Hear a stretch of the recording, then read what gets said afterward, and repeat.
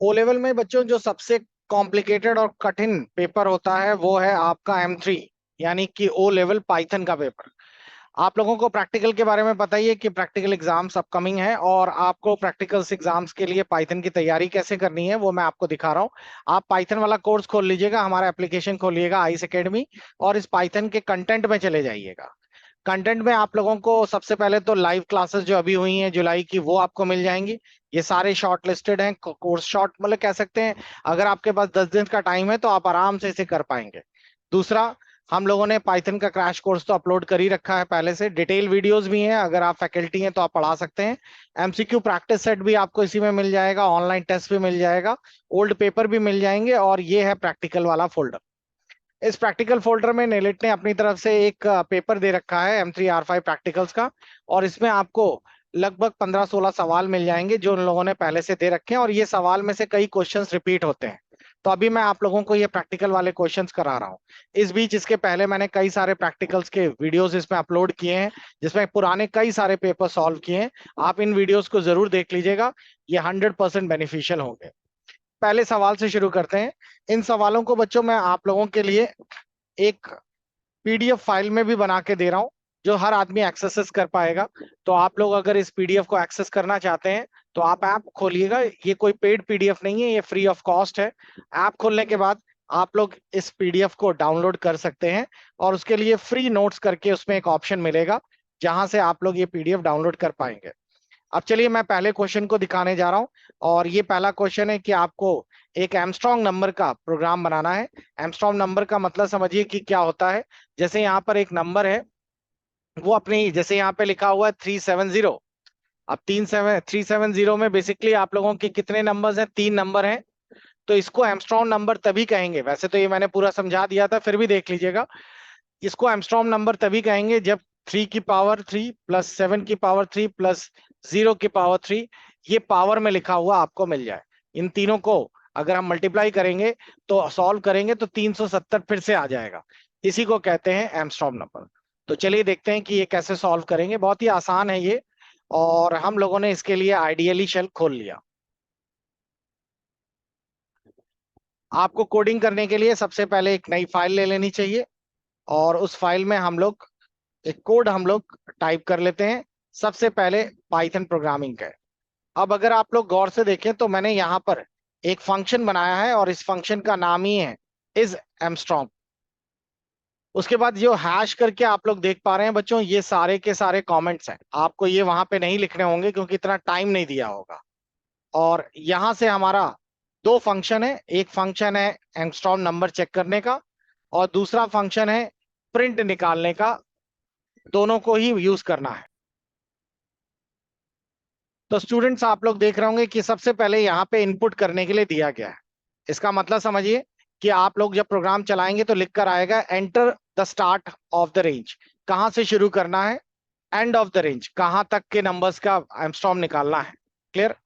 और उसके बाद फिर आप देख रहे होंगे कि प्रोग्राम जो है वो ऑटोमेटिकली डाइवर्ट हो जाता है एमस्ट्रॉम के लिए। एमस्ट्रॉम का मतलब है यहां से प्रोग्राम जंप होकर पहुंचता है यहां पर। इधर प्रोग्राम लूप चलाएगा। लूप चलाने का मतलब है सबसे पहले जैसे मैंने स्टार्ट की वैल्यू मान लीजिए दे दी 10। क्लियर? और एंड की वैल्यू हमने कोई दे दी, कोई भी वैल्यू दे देते हैं। एंड की वैल्यू हम लोगों ने दे दी मान लो 20। तो आपको फॉर लूप का तो पता ही है कि आखिरी 20 लेता नहीं है वो।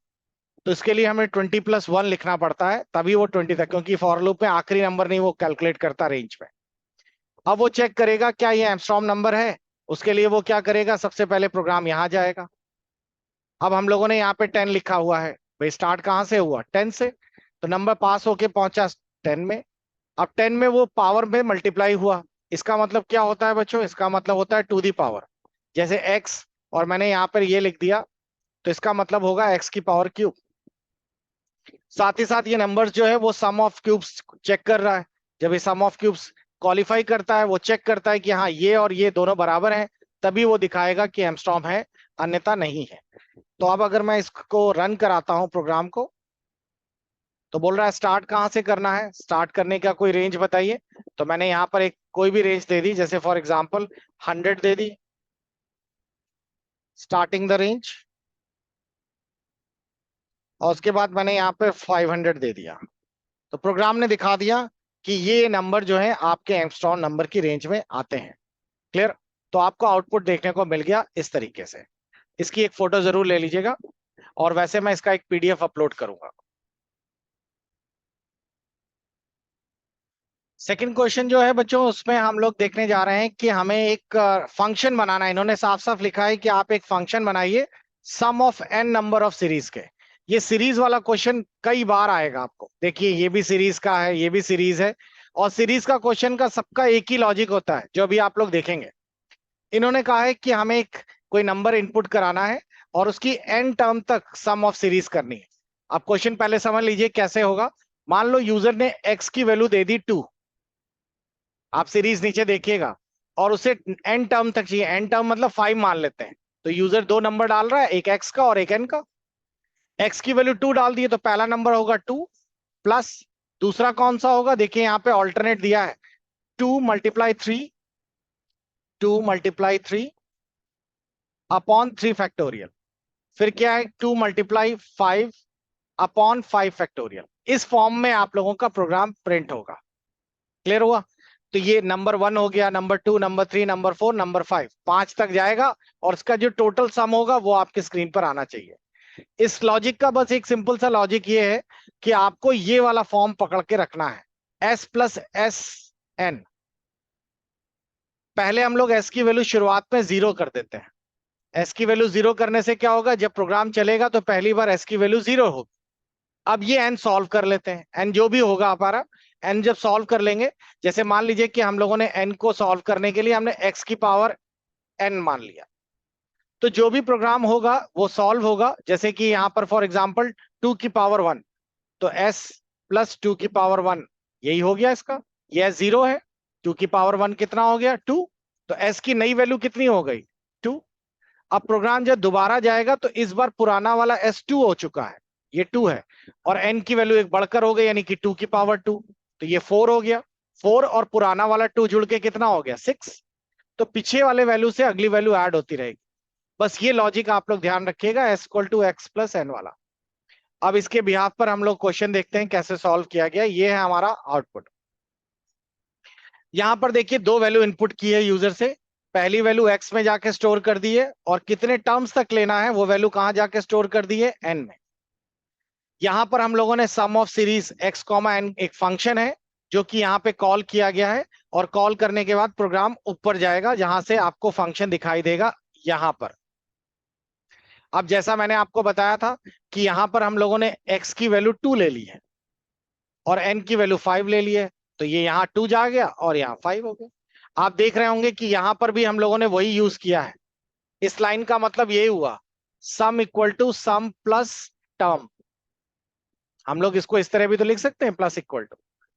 अब प्रोग्राम जो करेगा सबसे पहले सम की वैल्यू 0 है, जैसे हमने वहां पे s इक्वल टू 0 माना था। अब प्रोग्राम क्या कर रहा है, सबसे पहले एक्सपोनेंट कैलकुलेट करेगा 2 की पावर i प्लस आई की वैल्यू यहां से देखिए हम लोगों ने एक लूप चला रखा है, तो जो 2 की पावर है 1 शुरू हुआ, 2 शुरू हुआ, 3 हुआ, इस तरह आपकी एक लूप चलना चालू हुआ। तो सबसे पहले 2 की पावर 1, फिर 2 की पावर 2, इस तरीके से। टर्म कितना हो गया, टर्म की वैल्यू हो गई x मल्टीप्लाई एक्सपोनेंट। यहां पर गौर करिए, x की पावर पहली वाली के लिए वैल्यू क्या होगी 2 divide by maths dot factorial exponent, यानी कि 2 फैक्टोरियल प्लस, फिर आपका x की वैल्यू ऊपर आई। ये लूप में लगातार चलता रहेगा, i का देखिए लूप चल रहा है। तो प्रोग्राम इस तरीके से हमने कुल मिलाकर हम लोगों ने एक जनरल फॉर्म में प्रोग्राम बना रखा है। जो सबसे मेजर लाइन है उसकी ये है, इस लाइन में हम लोगों ने प्रोग्राम के हर वैल्यूज को कैलकुलेट करते चले जा रहे हैं। इसको हमने जनरल इस तरह से मान लिया, टर्म इक्वल टू एक्स की पावर एक्सपोनेंट। एक्सपोनेंट कहां पर है, एक्सपोनेंट ये है, और अपॉन फैक्टोरियल ऑफ एक्सपोनेंट ये रहा। और एक्सपोनेंट कैसे कैलकुलेट हुआ, 2 की पावर i प्लस 1 से। इस चीज को हम लोग लगातार रोटेट करते चले जा रहे हैं, और जब हम प्रोग्राम को रन कराएंगे तो आप लोगों का जो सीरीज हम लोगों ने दी थी वही सीरीज आउटपुट में आ जाएगी। देखिए मैं इसको रन करा रहा हूं, बोल रहा है एक्स की पावर कितनी है 2 है, और पावर हमें ले जानी है 5 तक। तो सम ऑफ द सीरीज आप लोग कैलकुलेट करिए, इतना आ जाएगा। तो ये है आप लोगों का सीरीज का सम निकालने का। क्लियर हो गया? क्वेश्चन ये है आप लोगों का, इस तरीके से आपको सॉल्व करना है। अगला क्वेश्चन भी ऐसा ही है, आप लोगों को फिर से एक सीरीज निकालनी है, और ये सीरीज इस बार आसान है। सीरीज कैसे आसान है? आपको एन की वैल्यू वैसे ही दे देनी है, 1+। अब जैसे फॉर एग्जांपल आप लोग सीरीज को इस तरह समझिए, एन की वैल्यू यहां पर मैं 5 देने वाला हूं, एक्स की वैल्यू मैं यहाँ 2 देने वाला हूं। तो इसका आउटपुट क्या आएगा? 1+2/1 फैक्टोरियल, 2 की पावर, ये पावर होगा 2 फैक्टोरियल, 3 की पावर 3/3 फैक्टोरियल, इस तरीके से। और ये कब कब तक चलेगा? 5 तक चलेगा, क्योंकि 5 तक हम लोगों ने दे दिया है। तो हम लोग इसका एक, ये जो लिखा हुआ है, इसका हम लोग एक जनरल फॉर्म बना लेते हैं। जनरल फॉर्म कैसे बनाएंगे? जनरल फॉर्म बनाने के लिए हम लोगों को, अच्छा ये 2 की पावर है, जनरल फॉर्म बनाने के लिए हम लोगों ने क्या किया? एक्स की पावर n/n फैक्टोरियल, यही वाले का जनरल फॉर्म बन गया। और इसको हम लोग क्या करेंगे? पिछले वाले सम के साथ ऐड कर देंगे। तो एस की वैल्यू पहली बार में 0 होगी, फिर लूप घूमता रहेगा, पिछली वैल्यू उसमें ऐड होता रहेगा। इसी के आधार पे बनाएंगे। चलिए इसको भी देखते हैं।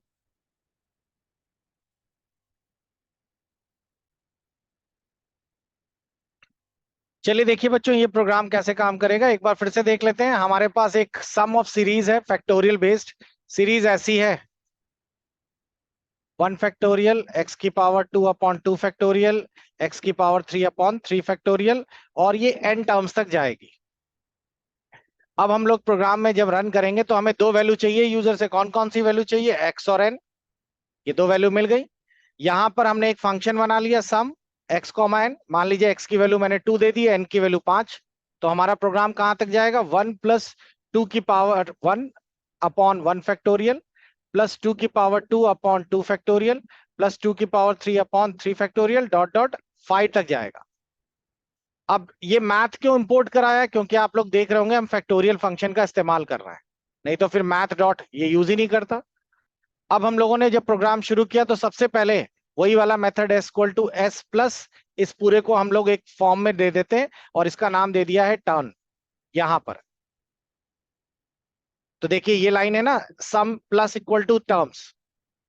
अब प्रोग्राम जब रन कराएंगे तो प्रोग्राम सबसे पहले x की वैल्यू वो मान चुका है 2 और n की वैल्यू 5। शुरुआत में सम की वैल्यू 0 है। अब प्रोग्राम लूप चला रहा है, 5 तक जाएगा। x, इस साइन का क्या मतलब होता है? इस साइन का मतलब होता है x की पावर i, अपॉन, इसका मतलब क्या होगा? i का फैक्टोरियल। और ये लगातार रोटेट होता रहेगा, यही तो जनरल फॉर्म है। और आपकी वैल्यू हो जाएगी ये प्लस ये। शुरुआत में प्रोग्राम s की वैल्यू 0 मानेगा, उसके बाद लूप घूम कर आएगा, i की वैल्यू 1 होगी, तो x की वैल्यू, x की पावर यानी कि 2 की पावर 1/1, फिर 2 की पावर, ये लगातार होते रहेगा। आखिरी में जो भी सम है वो प्रिंट हो जाएगा यहाँ। तो ये प्रोग्राम इस तरीके से काम करेगा। तो जितने भी आप लोगों के सीरीज सम वाले प्रोग्राम है, उनमें बस यही मेजर पार्ट होता है। अब मैं इस प्रोग्राम को एग्जीक्यूट कराता हूं, और रन कराया मैंने। पूछ रहा है एक्स की वैल्यू कितनी देनी है, कहां तक ले जाना है, और देखिए आ गया आंसर 7। इसको आप लोग जरा इस वैल्यू में डाल के देखिए, क्या हम लोगों ने सही आंसर निकाला है? 1+x/1 फैक्टोरियल, प्लस एक्स की पावर 2/2 फैक्टोरियल, प्लस एक्स की पावर 3/3 फैक्टोरियल, एक्स की पावर 4/4 फैक्टोरियल, और एक्स की पावर 5/5 फैक्टोरियल।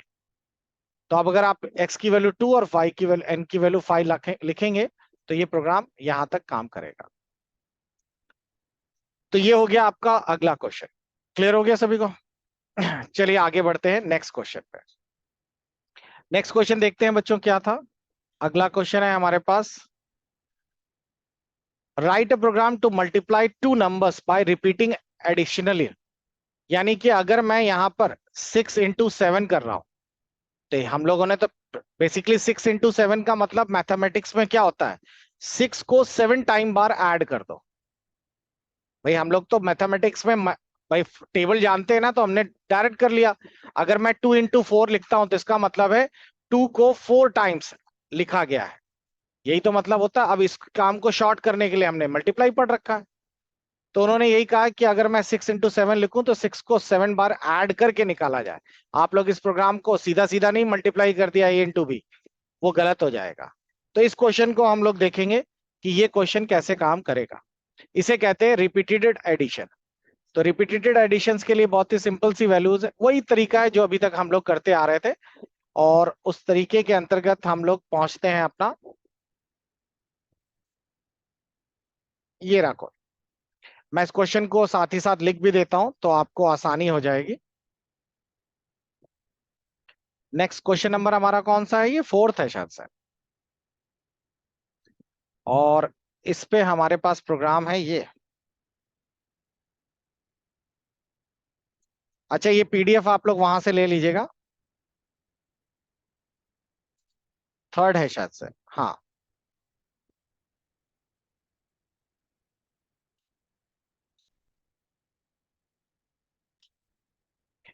अब देखिए प्रोग्राम कैसे रिपीट करेगा, ए और बी दो वैल्यू इनपुट करनी है, जैसे 6 और 7 हमने इनपुट किया था।